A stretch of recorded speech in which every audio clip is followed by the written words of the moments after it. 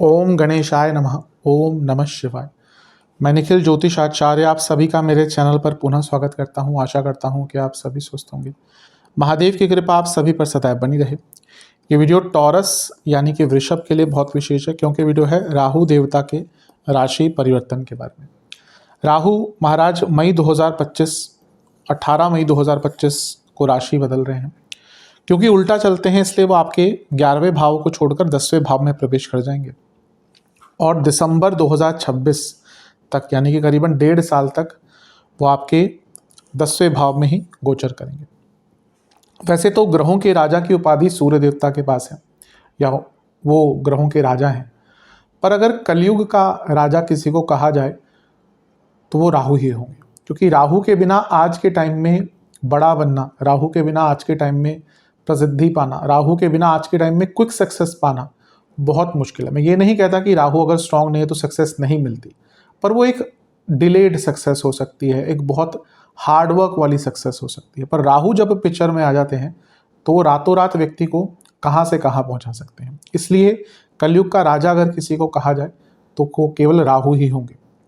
वैसे शास्त्रों में अगर राहु केतु की व्याख्या देखी जाए तो बहुत ज़्यादा नेगेटिव ही है, और बहुत ज़्यादा व्याख्या की भी नहीं। अगर आप कोई भी शास्त्र पढ़ेंगे तो उसमें जहाँ बाकी 7 ग्रहों के बारे में काफ़ी विवेचन है, राहु केतु के बारे में कुछ ही चीज़ें, नेगेटिव ही चीज़ें ज़्यादा बोलकर रखी गई। क्योंकि राहु केतु को क्योंकि असुर माना जाता है, वो असुर हैं माना किया जाता है। लेकिन जैसे जैसे टाइम बदलता गया, टाइम बढ़ता गया, वैसे वैसे राहु केतु की विशेषता बढ़ती गई, स्पेशली राहु की।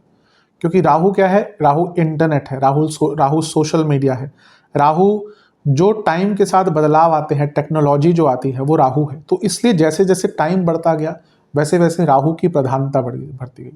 जो स्पेशली क्लासिकल शास्त्र हैं, बृहद जातकम कह लीजिए, पराशर हुरा शास्त्र कह लीजिए, यवन जातकम कह लीजिए, है उसमें राहु केतु का, लेकिन नेगेटिव ही ज़्यादा प्रभाव दिया गया है। नाड़ी ज्योतिष, नाड़ी एस्ट्रोलॉजी, उसमें बहुत ज़्यादा व्याख्यान है राहु केतु का, और वहाँ पे तो बहुत ज़्यादा सिग्निफिकेंस है। तो वहाँ पे बहुत ज़्यादा डिटेल में जाकर राहु केतु के सिग्निफिकेशंस को बताया गया है। तो ये कहना कि राहु केवल नेगेटिव ही ग्रह है, ये एकदम गलत बात है। अगर आप कभी भी नवग्रहों की मूर्ति देखें, उसमें राहु देवता की भी एक मूर्ति होती है, और उनका जो एक विवरण दिया गया है उसमें कि हाँ, उनके बाकी हाथों में कुछ अस्त्र हैं, लेकिन एक हाथ से वो वर भी दे रहे हैं, वर मुद्रा में है।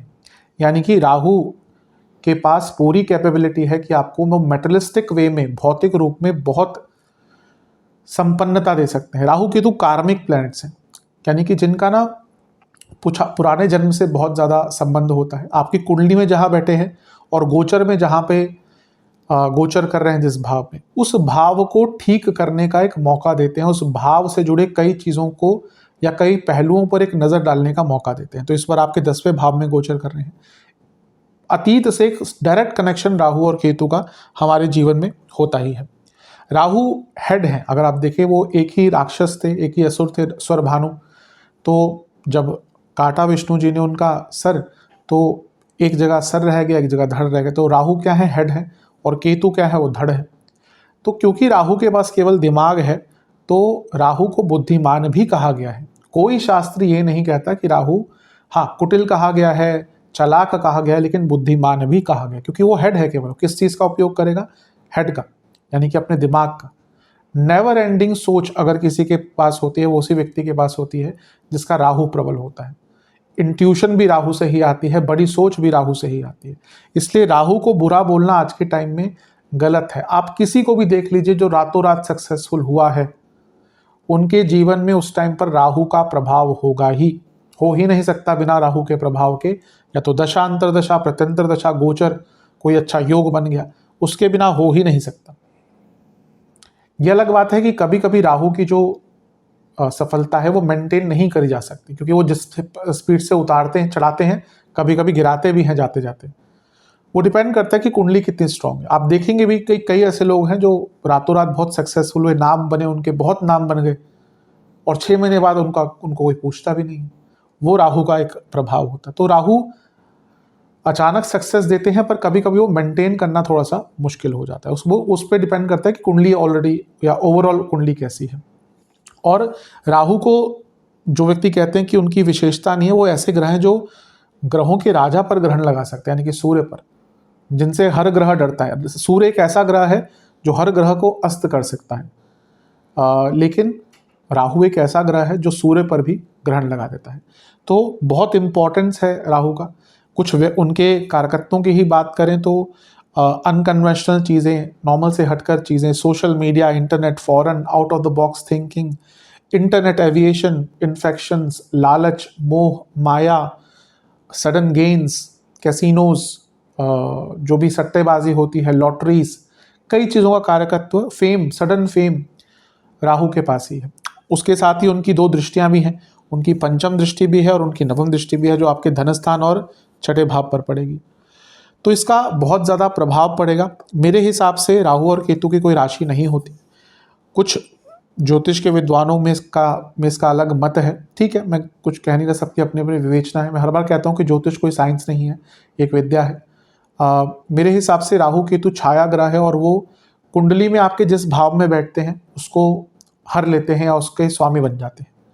इसलिए ये कहना कि उनकी कोई अपनी राशि है, शास्त्रों में तो बहुत उल्लेख नहीं है, बाद में कुछ जो आए हैं बुक्स उसमें उल्लेख है, पर मेरे हिसाब से राहु और केतु की कोई ऐसा राशि नहीं होती। वो जिस भाव में बैठते हैं, जिस राशि में बैठते हैं, उसके ही स्वामी बन जाते हैं। तो आने वाले 1.5 साल वो आपके 10वें भाव के स्वामी की तरह प्रभाव देंगे। और क्योंकि उनके डिस्पोजिटर शनि है, यानी कि जिस राशि में बैठे हैं वो शनि देव की राशि है, इसलिए शनि देव का प्रभाव भी जो अभी आपके 12वें घर में गोचर कर रहे हैं वो भी एक इम्पैक्ट होगा राहु के ऊपर। तो इन सब चीज़ों की मैं विवेचना करने का प्रयत्न करूंगा, क्या अच्छा क्या बुरा हो सकता है। वीडियो आपके काम आए और ऑर्गेनाइज्ड वे में आपके सामने रख पाऊँ, इसलिए मैंने इसको कुछ प्रमुख भागों में बांट लिया है। पहला होगा पॉजिटिव पॉइंट्स, फिर हम career, business, love, married life, students, इनको संक्षिप्त में लेंगे, फिर कुछ नेगेटिव पॉइंट्स, उपाय, और नेगेटिव पॉइंट्स के बाद सेहत और फिर उपाय। तो आशा करता हूँ जिस औचित्य से ये वीडियो बना रहा हूँ आपके काम आएगी। शुरू करते हैं हम पॉजिटिव पॉइंट्स के साथ। कुछ प्रमुख भागों में मैंने जो ये पॉजिटिव पॉइंट्स हैं इनको मैंने विभाजित कर दिया है। पहला पॉइंट कहाँ पे आ रहे हैं, 10वें भाव में। तो राहु और केतु, इनकी विशेषता है गोचर में जहाँ पे भी जाते हैं ना, उन भावों से संबंधित चीज़ों को बहुत बदलते हैं। तो कर्म भाव है, करियर का भाव है, दोनों ही चीज़ों में, कर्मों में भी, कर्म करने के तरीकों में और करियर में, दोनों में मैसिव चेंजेस आने वाले हैं।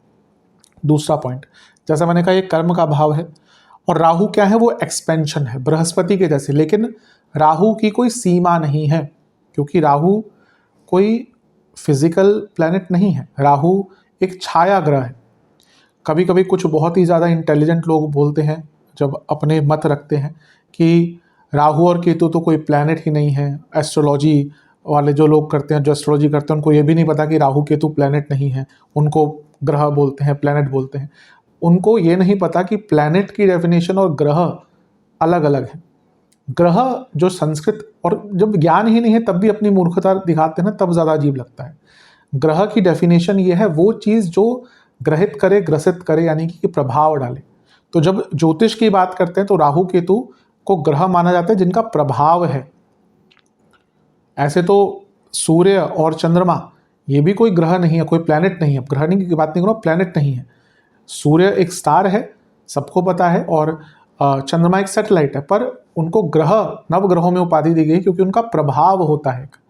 ये ज्योतिष में समझने वाली चीज़ें होती हैं। कुछ लोग, मैंने कहा ना, बहुत ज़्यादा अपनी चालाकी दिखाते हैं ये बताने के लिए, क्योंकि पता नहीं होता, ना ही कहीं पढ़ा है, ना ही समझने की कोशिश करते हैं। खैर, उन लोगों को दूर रखते हैं। तो यहाँ पे राहु का प्रभाव 10वें घर पे है। जैसा मैंने कहा, वो कोई फिजिकल एंटिटी नहीं है, इसलिए उनका जो ग्रोथ का दायरा है वो सीमित नहीं है। तो जब राहु चेंज पे आते हैं, देने पे आते हैं, तो बहुत ज़्यादा देते हैं। तो जैसे मैंने कहा, कर्म भाव में बैठे हैं तो कर्मों में बढ़ोतरी होगी, काम बढ़ेंगे आपके जीवन के हर एरियाज के, कर्मठता बढ़ेगी, एक्टिव रहेंगे, प्रोडक्टिव रहेंगे और अपने जीवन में चेंजेस को लाने के लिए रेडी रहेंगे। कारण क्या है, वृषभ जो है ना, थोड़े से हठी होते हैं, स्थिर स्वभाव है ना, तो बहुत जल्दी चेंजेस लाते नहीं हैं। ये बहुत खुश रहते हैं कि एक ही तरह की दिनचर्या चलती रहे। अब वहाँ पे कभी कभी क्या होता है, जीवन तो बदलता है, चीज़ें बदलनी पड़ती हैं, तो कभी कभी हठी हो जाते हैं वृषभ वाले, और जब चेंजेस अनिवार्य होते हैं फिर भी नहीं लाते आप, तो प्रॉब्लम्स आती है। लेकिन यहाँ पर जब वृषभ के लिए 10वें घर में राहु आ रहे हैं, तो आप फ्लेक्सिबल रहेंगे और अपने जीवन में चेंजेस लाने के लिए तत्पर रहेंगे। अगला पॉइंट, राहु जो है वो विदेश के कारक हैं और 10वें भाव में आपके बैठे हैं, तो ये करियर में सफलता, विदेश में, या जो लोग एमएनसी में काम करते हैं, विदेश संबंधित जॉब करते हैं, उनको बहुत लाभ यहाँ से प्राप्त होगा। कभी कभी लोग कोशिश करते हैं कि अपनी कंपनी के ही द्वारा विदेश में जाने का मौका मिल जाए, ऑन साइट उसको बोलते हैं। तो अगर आपकी कंपनी ऐसी है जिसके विदेश में ऑफिसेस हैं, हेडक्वार्टर्स हैं, तो बहुत चांसेस है कि इस आने वाले टाइम में आपको अपनी कंपनी के ही द्वारा विदेश में भेजा जा सकता है। चलते हैं अगले पॉइंट की तरफ। राहु क्या है? राहु आपके 10वें घर में है और ये अर्थ त्रिकोण है। करियर का भाव तो है लेकिन अर्थ त्रिकोण है, तो एक करियर में मैसिव ग्रोथ, नई अपॉर्चुनिटीज और पूरे करियर को एक्सपैंड होता हुआ दिखा रहा है। मैं आऊँगा जब करियर के टॉपिक पे आऊँगा, पर करियर में बहुत अच्छा प्रभाव राहु आपके लिए लेकर आ रहा है। अगला पॉइंट, 5वां पॉइंट, ये उपचय भाव भी है, 3, 6, 10, 11 उपचय भाव भी है। तो जब राहु यहाँ पे आते हैं तो एक तो गति लाते हैं राहु खुद, क्योंकि वो सडन चेंजेस देते हैं। 10वां भाव अपने आप में उपचय भाव है जो गति प्रदान करता है, तो प्रैक्टिकलिटी बहुत रहेगी, चालाकी बहुत रहेगी। जो कॉम्बिनेशन हो रहा है ना राहु और उपचय भाव का, ये प्रैक्टिकलिटी, सडननेस और चालाकी, ये तीनों का कॉम्बिनेशन, और ये तीनों कॉम्बिनेशन फॉर सक्सेस है। 6ठा पॉइंट, फेम। 10वें घर के राहु का प्रभाव फेम भी दिलाता है आपको अपने एरिया में, स्पेशली क्योंकि 10वें भाव में गोचर करें, लग्न में होते तो कभी कभी व्यक्ति को किसी भी एरिया में मिल जाता है, उसको खुद भी पता नहीं होता कि किस एरिया में उसको फेम मिल सकती है। पर 10वें घर के राहु यूजुअली आपको अपने करियर से संबंधित फेम ही दिलाते हैं। 7वां पॉइंट, कर्म भाव है, 10वां भाव है। राहु क्या है? अनकन्वेंशनल ग्रह है, नॉर्मल से हटके ग्रह है। तो यहाँ पे क्या होगा ना कि आपकी जितनी जीवन की प्रॉब्लम्स भी आ रही हैं, उनका भी आपको अनकन्वेंशनल तरीके से उनको सॉल्व करने का अवसर प्राप्त होगा। 8वां पॉइंट, राहु नवम से दूसरे भाव में है, तो ये भाग्य की वृद्धि दिखाता है। जैसे मैंने कहा ना, राहु जिस भी भाव में बैठते हैं उसको बढ़ाते हैं, एक्सपैंड करते हैं, तो नवम से दूसरे में, यानी कि आपके भाग्य की भी वृद्धि अब होकर रहेगी। चलते हैं 9वें पॉइंट की तरफ। राहु 10वें घर में आते हैं तो व्यक्ति को अधिकारी बनाते हैं, हर शास्त्र कहता है, तो यानी कि आपके पास पावर भी रहेगी और अथॉरिटी भी आएगी जीवन के हर अंग में, हर एरिया में। 10वां पॉइंट, बुद्धिमान। जैसे मैंने सामान्य विश्लेषण में कहा था कि राहु को बुद्धिमान कहा गया है। ये नहीं कहना चाहिए कि कभी कभी क्या होता है ना, लोग ऊपरी ऊपरी तौर से चीज़ों को समझते हैं, सीधा कहते हैं राहु तो मूर्ख है, राहु भ्रम है। अरे भैया, भ्रम किस प्रकार का है? वो भ्रम ऐसा है कि वो लोगों को भ्रमित कर सकता है।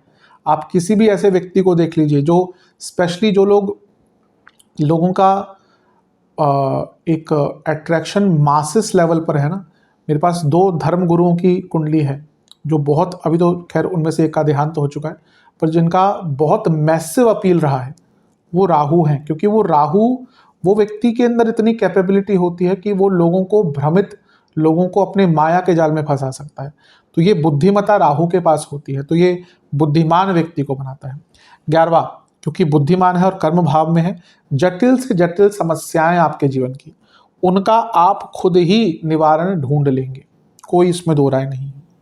12वां पॉइंट, विदेश से सम्मान प्राप्त होता है। 10वें घर के राहु व्यक्ति को सम्मानित करते ही है, लेकिन इसमें ज़्यादा चांसेस है कि आपको विदेश से सम्मान ज़्यादा प्राप्त होगा, विदेश संबंधित चीज़ों से। 13वां पॉइंट, कला प्रेमी। ये एक विशेषता है 10वें घर के राहु की, लग्न के राहु की, चौथे घर के राहु की, 11वें घर के राहु की, कि व्यक्ति को कला प्रेमी बनाते हैं। तो आपका आप देखेंगे इस 1.5 साल में ना, कला के प्रति जो रुझान है, झुकाव है, वो बढ़ने वाला है। 14वां पॉइंट, शत्रुनाश। कहीं ना कहीं 10वें घर के जो राहु हैं वो शत्रु का नाश करते हैं। इसका एक कारण यह भी है कि 6ठे भाव पर उनकी दृष्टि भी रहेगी और 6ठे से त्रिकोण में है, तो एक प्रकार से शत्रुओं के नाश के लिए बहुत इंपॉर्टेंट है। 15वां पॉइंट, ये व्यापार में निपुण बनाते हैं। एक विशेषता होती है राहु की कि 10वें घर में जब वो गोचर करते हैं तो व्यक्ति को व्यापार में निपुण बनाते हैं। 16वां पॉइंट, राज वैभव, यानी कि आपको राजा के समान वैभव प्राप्त होगा। यानी कि भले ही आप लेट्स से कि कंपनी में काम करते हैं, आप टॉप मोस्ट पोजीशन पे नहीं है, फिर भी आपको ऑलमोस्ट उतनी ही इज्जत, उतनी ही पावर, उतनी ही अथॉरिटी प्राप्त होगी। ये जीवन के हर एरिया में लागू हो सकता है। 17वां पॉइंट, आपको कोई बहुत बड़ी रिस्पॉन्सिबिलिटी अपने जीवन में दी जाएगी और सबसे अच्छी बात है 10वें घर के राहु, क्योंकि अर्थ त्रिकोण है, कर्म भाव है, तो आप उस रिस्पॉन्सिबिलिटी को निभाएंगे पूरी अच्छी तरह से, पूरी निपुणता से। 18वां पॉइंट, ये राजनेता बनने का योग है या बनाने का योग है। अधिकतम जो बड़े स्तर पर राजनेता होते हैं ना, उनकी कुंडली में भी आप देखें राहु का, मैंने अभी जैसे कहा ना कि जो बड़े बड़े धर्म गुरु कुछ होते हैं जिनकी बहुत मैसिव फॉलोइंग है, मैसिव मतलब कि मैसिव क्या, करोड़ों में, और जो लोग मतलब कि उनके जाने के बाद भी आज तक उनकी पूजा होती है, वो राहु का प्रभाव है। तो वैसे ही राजनेताओं में बड़े बड़े राजनेता जिनका एक अट्रैक्शन अलग ही है कि भाई लोग उनको सुनने के लिए बेताब रहते हैं, लोग उनको देखने के लिए बेताब रहते हैं। तो यहाँ पे राजनेता बनने का, एक नेता बनने का, पॉलिटिक्स में एंट्री का बहुत अच्छा मौका, या एंट्री के साथ साथ जो लोग ऑलरेडी हैं उनको बढ़ने का मौका मिलेगा। 19वां पॉइंट, कुछ नया डिस्कवर करने का। अगर आप ऐसे फील्ड में जिसमें रिसर्च होती है तो आप कुछ बहुत ऐसा डिस्कवर कर सकते हैं ना जो आगे चलकर बहुत लोगों के भी काम आएगा, आपके भी काम आएगा। 20वां पॉइंट, विदेश यात्रा बहुत रहेगी। हो सकता है आपको बार बार विदेश यात्रा करनी पड़े अपने काम से संबंधित। कई बार होता है कि कंपनीज कुछ ऐसी होती हैं कि उसमें आप 2 महीने इंडिया में काम करेंगे, फिर आपको 2 महीने कहीं और जाना है, ट्रैवल करना है। आजकल कुछ देशों को छोड़ दें जो आज तक बस आतंकवाद के ही उसमें पड़े हुए हैं, अधिकतर जो देश हैं वो तो ग्लोबल इकोनॉमी का एक स्वरूप है। तो आज की ग्लोबल इकोनॉमी में ऐसा नहीं है कि आप एक ही जगह पर बैठ के काम करें या एक ही देश से संबंधित काम करें, कभी कभी आप मल्टी कंट्रीज से भी इन्वॉल्व हो सकते हैं। तो यहाँ पर आपको विदेश यात्रा कार्य संबंधित करनी पड़ सकती है और अच्छी ही रहेगी आपके लिए। 21वां पॉइंट, टेक्निकल सेवी, यानी कि ना आप टेक्नोलॉजी को बहुत आराम से समझ पाएंगे।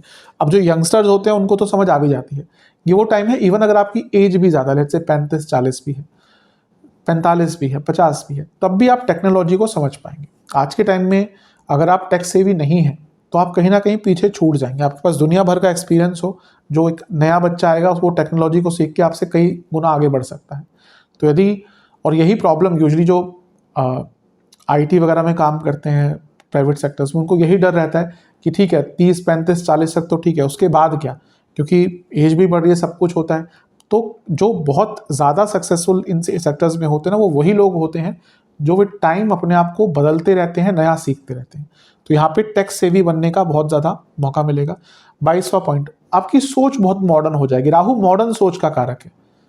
मैंने कहा राहु को समझना पड़ेगा। राहु मॉडर्न है, राहु कंटेम्प्रेरी है, राहु चेंज है, राहु समय के साथ बदलाव है।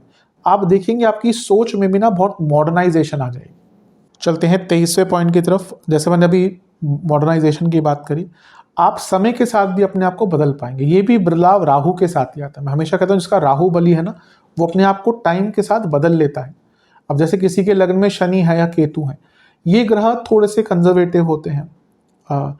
ऐसे लोग यूजली ना अपना दायरा बहुत कम कर लेते हैं और वो समय के साथ बहुत बदलते भी नहीं।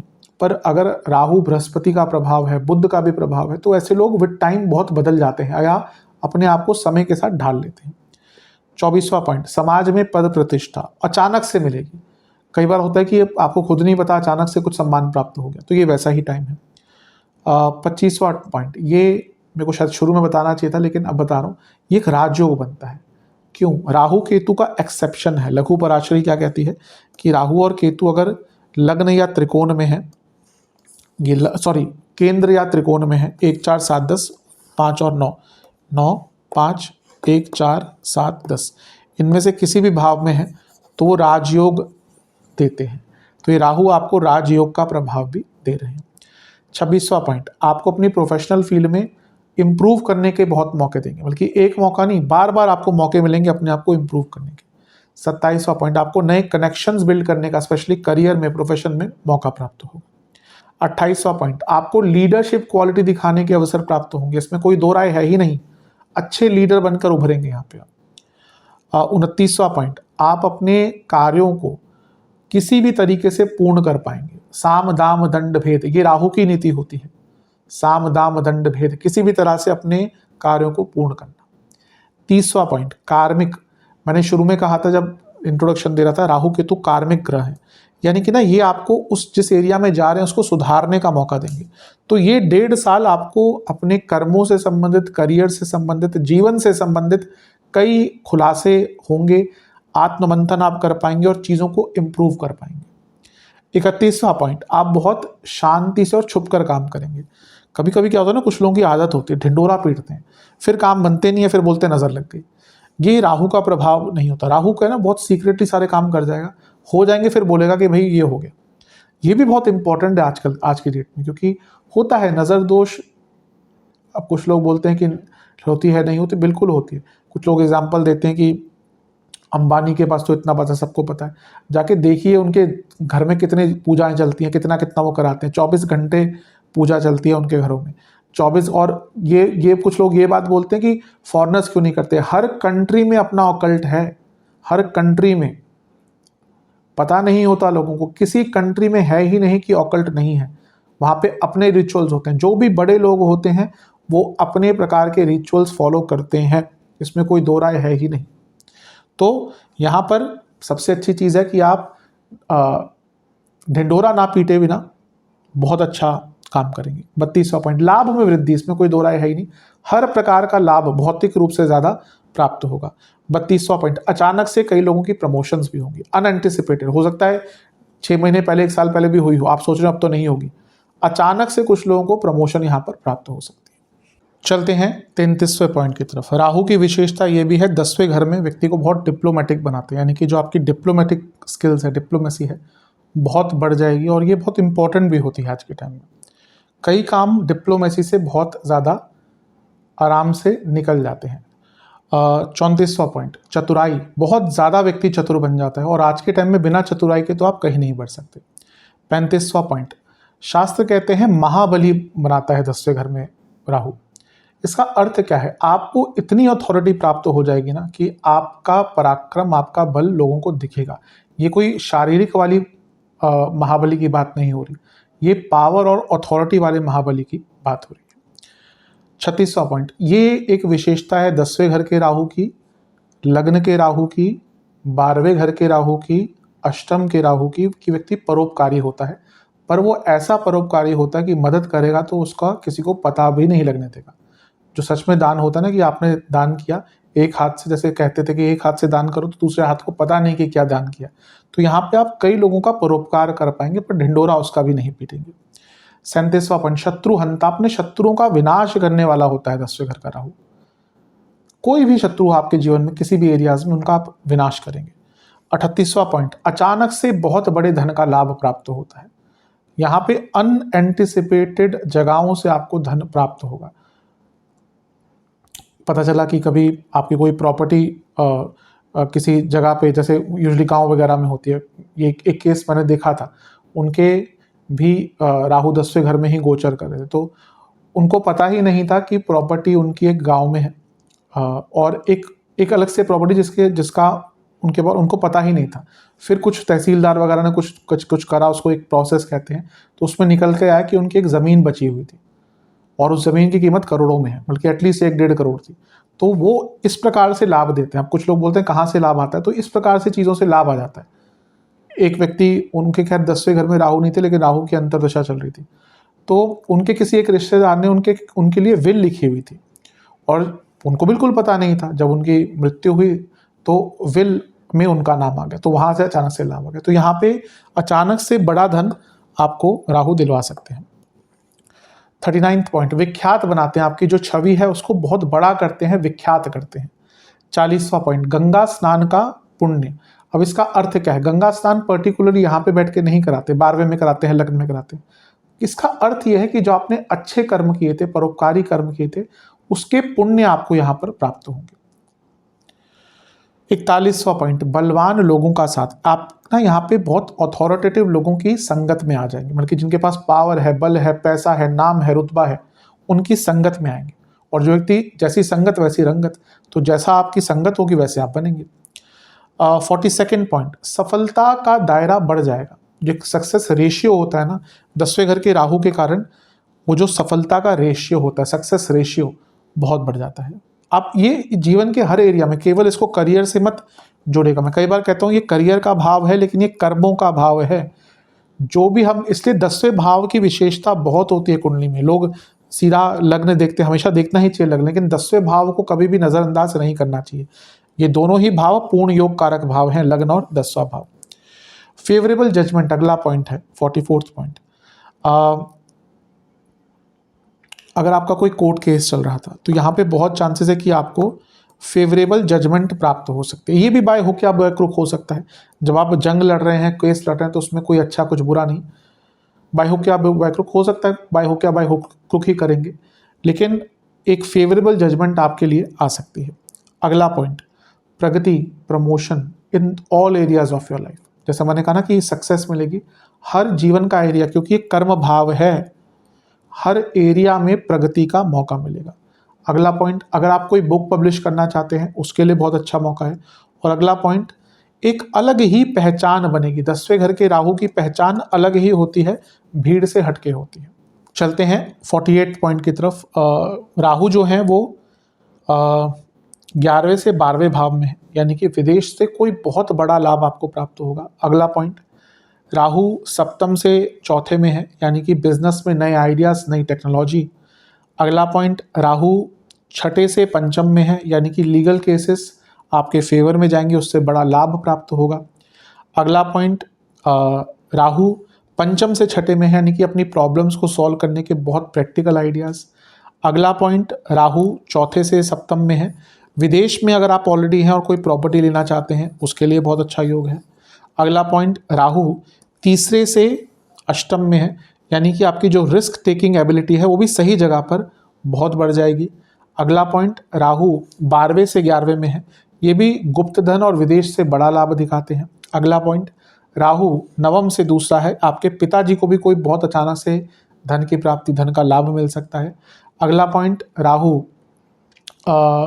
दूसरे भाव से त्रिकोण में है या नवम में है, तो इन्वेस्टमेंट से लाभ और करियर में भी सडन ग्रोथ आपको यहाँ पर मिल सकता है। और अगला पॉइंट, आपके अष्टम भाव से तीसरे में है, तो कोई पैसा अगर आपका रुका हुआ था, फंसा हुआ था, तो वो पैसा भी आपको दोबारा प्राप्त हो सकता है।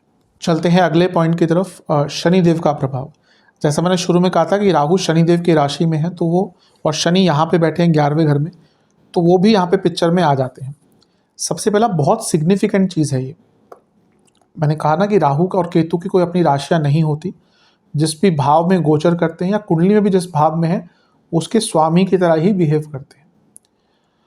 तो जब यहाँ पर वो शनि की राशि में है और शनि आपके लिए योग कारक ग्रह है, तो ये राहु आपके लिए अगले 1.5 साल एक योग कारक ग्रह की तरह ही बिहेव करेंगे, इसमें कोई दो राय नहीं है। इसके अलावा शनि भाग्येश हैं, शनि कर्मेश हैं और बैठे हैं लाभ स्थान में, तो ये 9, 10, 11 का कनेक्शन, ऊपर से राहु का प्रभाव। आप यकीन मानिए प्रॉफिट्स बढ़ेंगे, सैलरी बढ़ेगी, सोर्सेस ऑफ इनकम बढ़ेंगे, कई अटके काम आपके पूर्ण होंगे। और ये 10वें और 11वें का जो कॉम्बिनेशन है शनि के द्वारा जो हो रहा है, ये अनपैरेलल लाभ देगा आपको। ये सबसे इम्पॉर्टेंट पॉइंट है जो नहीं भूलना चाहिए कि राहु जो है वो शनि का भी एक प्रभाव देंगे, शनि से भी अफेक्टेड रहेंगे, क्योंकि शनि की राशि में गोचर कर रहे हैं। हर ग्रह अपने डिस्पोजिटर से कनेक्टेड होता है, पर राहु केतु का वो प्रभाव बहुत ज़्यादा होता है। मैं कहता हूँ ना कि वो जैसे भाव में बैठे हैं उसका स्वामी बन जाते हैं और उसके राशिपति से भी बहुत संबंध बनाकर रखते हैं। तो ये आपके लिए अतुलनीय है। आप देखेंगे इतने नए मौके आपके लिए खुलेंगे ना जो आप खुद नहीं सोच सकते। आपके ऊपर है आप कितना लाभ उठाते हैं। इस समय कोई आपकी फेवरेबल दशा अंतर्दशा चल रही है ना, तो अनपैरेलल ग्रोथ होगा, अनपैरेलल। आप दूसरों से अलग हटकर नजर आएंगे, राइज अबव अदर्स, ये आपके लिए एकदम उपयुक्त स्टेटमेंट रहेगी। अब राहु की दृष्टियों की बात करते हैं। राहु की 2 दृष्टियां हैं, एक है पंचम पर, एक है 5वीं दृष्टि है धन स्थान पर और 9वीं दृष्टि है छठे भाव पर। पहले उनकी 5वीं दृष्टि की बात करते हैं। वो धन स्थान को देख रहे हैं, दूसरे भाव को, तो ये करियर में लाभ मिलेगा, क्योंकि ये करियर का एक भाव होता है। इन्वेस्टमेंट से लाभ मिलेगा, विदेश से पैसा आएगा, वाणी में अट्रैक्शन होगी और आप बहुत मैनिपुलेटिंग बन जाएंगे। आपकी मैनिपुलेशन की पावर स्पेशली वाणी के थ्रू बहुत रहेगी, यानी कि आप लोगों को बहुत आराम से कन्विंस कर लेंगे। डिप्लोमेसी, जैसा मैंने पहले भी कहा था, यहाँ से और बढ़ती, क्योंकि वाणी का प्रभाव आ गया तो हम बोलते तो या अपनी बातों को एक्सप्रेस तो वाणी से ही करते हैं, तो यहाँ पे और वो इम्पैक्ट अच्छा दिख रहा है। और ये क्योंकि भाव चौथे से 11वें में है, प्रॉपर्टी से अचानक से बड़ा लाभ, या तो प्रॉपर्टी बहुत अच्छे रेट पे बिकेगी या रेंट आउट हो जाएगी बहुत अच्छे रेट पर। अपनी करियर में स्किल्स को इम्प्रूव करने का मौका मिलेगा, रुका पैसा प्राप्त होगा और अपने रिसोर्सेस को और ज़्यादा धन कमाने के लिए यूज़ कर पाएंगे। उनकी एक दृष्टि छठे भाव पर भी है, ये भी बहुत अच्छी है। ये अर्थ त्रिकोण का जो ये पूरा दायरा है इसको कंप्लीट करते हैं राहु, तो ये करियर में बहुत सिग्निफिकेंट राइज दिखा रहा है। कॉम्पिटिटिव रहेंगे, लीगल बाधाएं कुछ आ रही थी तो उनको भी दूर कर पाएंगे। ये उपचय भाव है, ये भी उपचय भाव है, तो ये गति दिखाता है, बहुत क्लेवर रह पाएंगे और बहुत नई स्किल्स अपने करियर से संबंधित सीख पाएंगे। आप देखेंगे यहाँ पे जो ग्रोथ आपको मिलेगी ना, बहुत तेज़ मिलेगी और करियर में एक प्रकार से एक नया टर्न ही आ जाएगा। एक ऐसा टाइम जब आपको ऐसे मौके मिलेंगे ना जो आपके करियर को बहुत तेज़ गति से बहुत आगे पहुंचा सकते हैं। करियर की तरफ चलते हैं। जैसे मैं शुरू से कहता रहा हूँ, सबसे सिग्निफिकेंट अगर चेंज किसी चीज़ में आएगा वो आपके करियर में आएगा, बहुत बड़े स्केल पर चेंज होगा। यहाँ पर जॉब चेंज के तो बहुत अच्छे योग बन ही रहे हैं, क्योंकि यहाँ पे देखिए ना तो शनि का प्रभाव, जैसे हमने कहा, तो शनि 10वें घर के स्वामी है और 10वें से 12वें के स्वामी है और 10वें से दूसरे में बैठे, यानी कि लग्न से लाभ भाव में। ये शनि का इम्पैक्ट करियर पर बहुत पड़ेगा। जैसा मैंने कहा कि राहु एक योग कारक ग्रह की तरह अपना रोल निभाएंगे, तो करियर में बहुत ग्रोथ मिलेगी, क्योंकि 11वें भाव में शनि बैठे हैं तो पैसा बढ़ेगा, और क्योंकि नवम भाव के स्वामी हैं जो 10वें से 12वां है, तो यहाँ पर सिग्निफिकेंट चेंज, ट्रांसफर्स भी हो सकते हैं, विदेश भी जाने का मौका मिलेगा ही राहु के कारण, कंपनी के थ्रू ही मिल सकता है। और बहुत बहुत इवन यहाँ पे स्ट्रीम चेंज करने का भी, आपको अपने पूरे करियर के का जो लुकआउट है, पूरे करियर का जो प्रोफाइल है, उसको ही बदलने का मौका, और बहुत अच्छा मौका मिलेगा। ऐसा नहीं कि आप मजबूरी से करेंगे, अच्छा मौका आपको यहाँ पर प्राप्त होगा। मैंने कहा था ना कि शनि का प्रभाव बहुत इम्पैक्ट डालेगा, और यहाँ पे क्योंकि शनि आपके योग कारक ग्रह हैं और क्योंकि राहु उनकी राशि में बैठे हैं 10वें घर में। बाकी ग्रहों का मैं इतना नहीं कहता कभी भी, लेकिन राहु केतु अपने स्वामीपति का, अपने राशिपति का बहुत इम्पैक्ट लाते हैं। तो ये राहु करियर के लिए अगले 1.5 साल एक योग कारक ग्रह का प्रभाव देंगे। ऊपर से वो अर्थ त्रिकोण को कंबाइन कर रहे हैं, भाग्य स्थान का, लाभ स्थान का प्रभाव शनि के कारण आ रहा है, तो ये करियर में बहुत आगे लेकर जाएगा। कौन कौन से एरियाज, अच्छा ये पद प्रतिष्ठा, अथॉरिटी सब मैंने बता ही दिया है, फिर से रिपीट कर देता हूँ। पद प्रतिष्ठा, authority, sudden promotion, sudden income rise, sudden role change, इन सब को लेकर आएगा। थोड़ा सा कॉशियस बहुत कम लोगों को रहना पड़ेगा जिनकी दशा अंतर्दशा बहुत खराब चल रही है। वक्री किसी ग्रह की चल रही है, मतलब कि जो कुंडली में वक्री है, बृहस्पति की चल रही है, वक्री बृहस्पति अगर स्पेशली है, वक्री बुध की चल रही है, या मंगल की चल रही है, इन लोगों को सडनली जॉब लॉस का खतरा आ सकता है, बहुत कम, और स्पेशली अगर कुंडली भी वीक है। अदरवाइज मैक्सिमम लोगों को तो यहाँ पे ग्रोथ ही प्राप्त होगी। कौन कौन से एरियाज राइज करेंगे? एमएनसी में काम करते हैं आप, फोर्सेस में है, आर्मी में है, नेवी में है, पुलिस फोर्स में है, एडवोकेट का काम करते हैं आप, social media marketing, sales, finance, digital marketing का काम करते हैं आप, लीगल सर्विसेज आप देते हैं या कोई भी और सर्विसेज देते हैं, सर्विस इंडस्ट्री में है, टूरिज्म इंडस्ट्री में है, IT, AI, aviation, research, science, इनसे जुड़े किसी भी एरिया में काम करते हैं तो लाभ होगा। नेगेटिव क्या हो सकता है? आपके जो जूनियर्स हैं ना, उनसे बहुत आपकी बहस होती रहेगी, लोग आपसे बहुत इनसिक्योर फील करेंगे, इसलिए आपके खिलाफ षड्यंत्र रचेंगे, और गुप्त शत्रु बहुत बढ़ेंगे आपके कार्यक्षेत्र में, मतलब कि आपको समझ नहीं आएगा कि आपके विरुद्ध कौन है और आपका अपना कौन है, और कभी कभी आप बहुत ज़्यादा ओवर एक्साइटमेंट में भी गलतियां कर देंगे।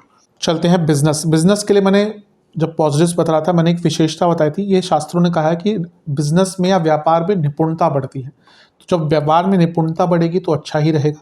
वो आपके धन स्थान को देख रहे हैं, यानी कि पैसा बढ़ेगा।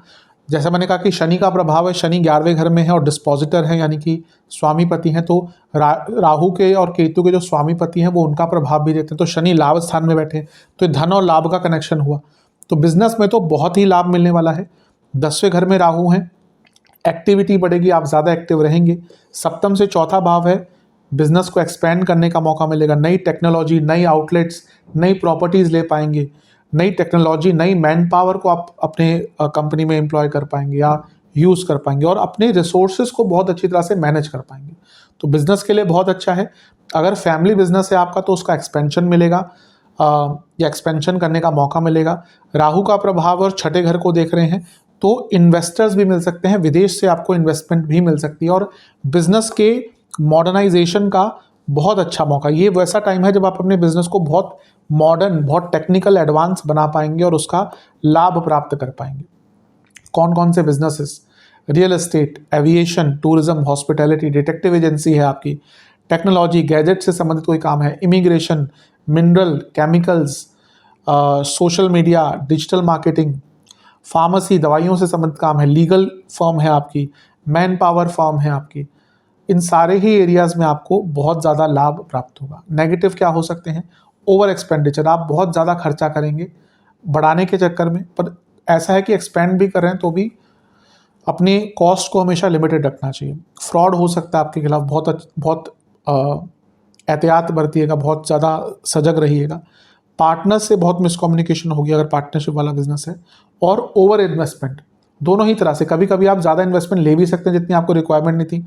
कभी कभी होता है अच्छा इन्वेस्टर मिल गया, वो आप मांगने गए थे 50 लाख, उसने बोल दिया मैं तो 2 करोड़ दे दूंगा लेकिन मुझे ज़्यादा हिस्सा चाहिए बिजनेस में।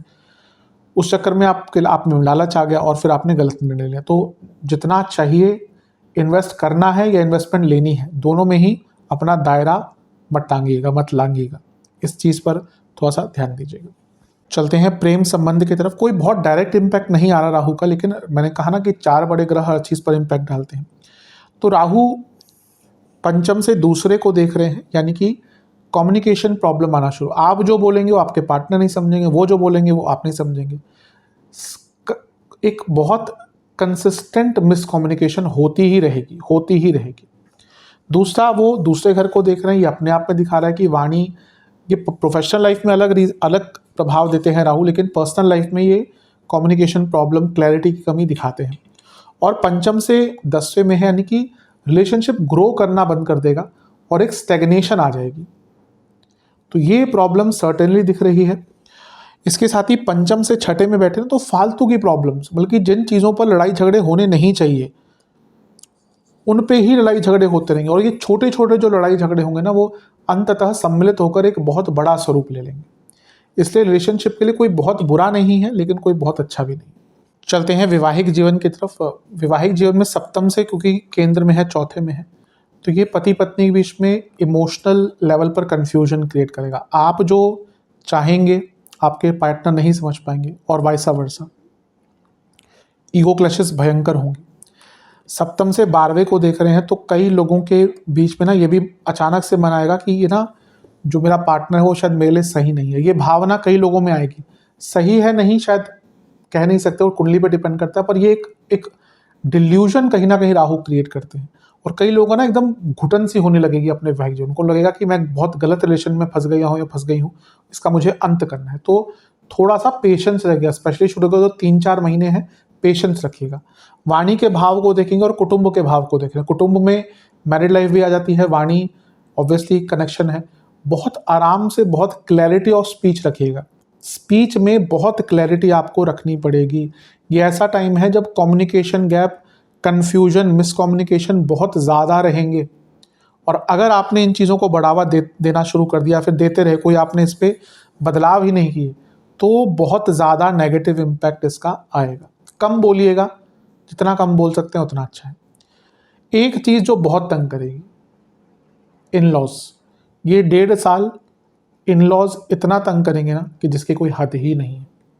तो इन लॉज से थोड़ा बच के रहिए। विद्यार्थियों की तरफ चलते हैं। अच्छा है विद्यार्थियों के लिए देखा जाए तो। पहला तो कर्म भाव में है, ये मैंने कहा कई बार कि पूर्ण योग कारक भाव है, तो ऑलरेडी जो स्टूडेंट्स विदेश में जाना चाहते हैं उनको लाभ मिलेगा। यहाँ पे शनि बैठे हैं, वो भी राहु का, जैसे मैंने कहा राहु शनि का प्रभाव ले रहे हैं, तो शनि भी थोड़ा राहु का प्रभाव लेंगे, और शनि का प्रभाव पंचम पर है, तो विदेश जाने में सफलता प्राप्त होगी।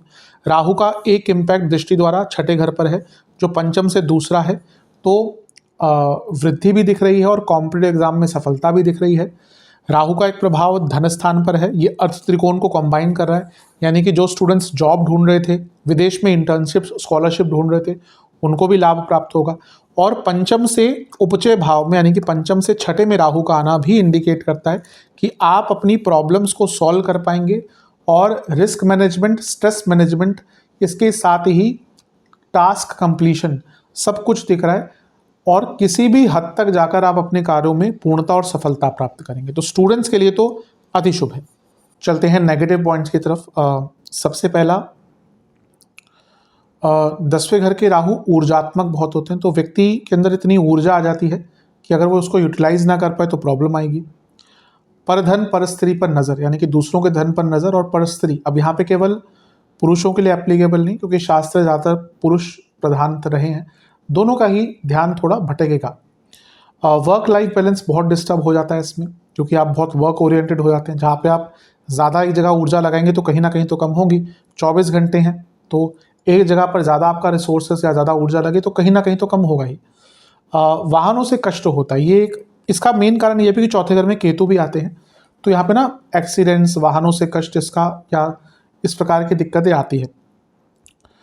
झगड़ालू स्वभाव बन जाता है, आप बहुत झगड़ा करेंगे अपनों से, इवन कार्य क्षेत्र में भी। एक चीज़ हर शास्त्र ने कही कि 10वें घर के राहु ना उस व्यक्ति को सुख की नींद नहीं आती। ग्रोथ होता है जीवन में, सब कुछ होता है, पर ये जो माया का खेल है ना, ये कहीं ना कहीं सुख से दूर कर देता है। जो एक सुख की अनुभूति होती है ना, जो शांति होती है जीवन की, उससे दूर कर देता है।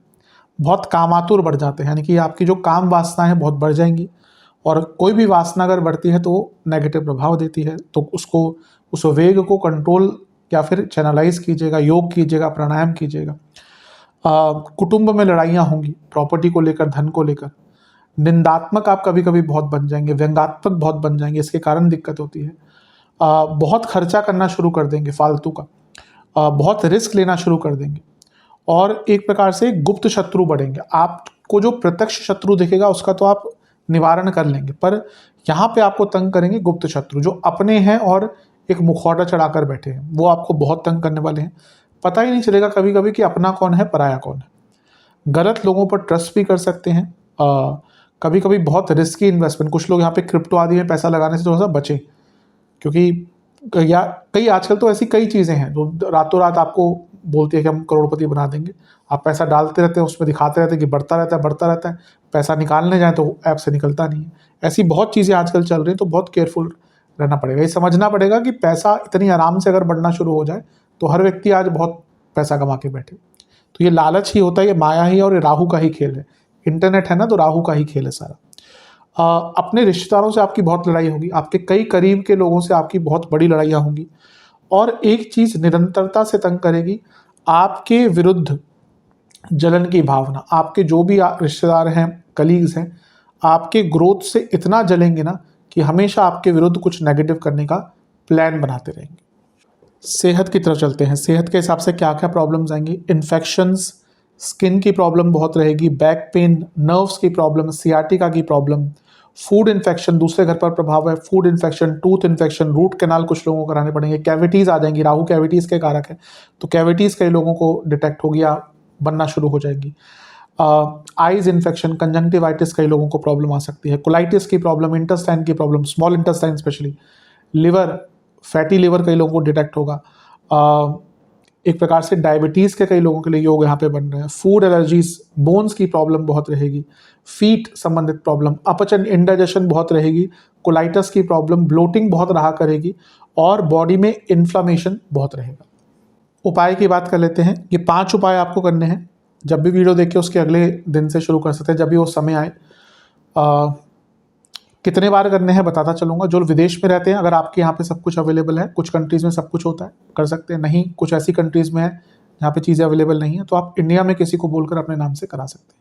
पहला है, आपको 3 अमावस्या की रात को दुर्गा मंदिर में एक नारियल अर्पण करना है। क्या करना है उसमें उसको एक काली डोरी से बांधना है और एक काजल का तिलक लगाना है, और ये नारियल आपको दुर्गा मंदिर में चढ़ा के आना है, और वहाँ बैठकर दुर्गा चालीसा का 4 बार पाठ कीजिएगा।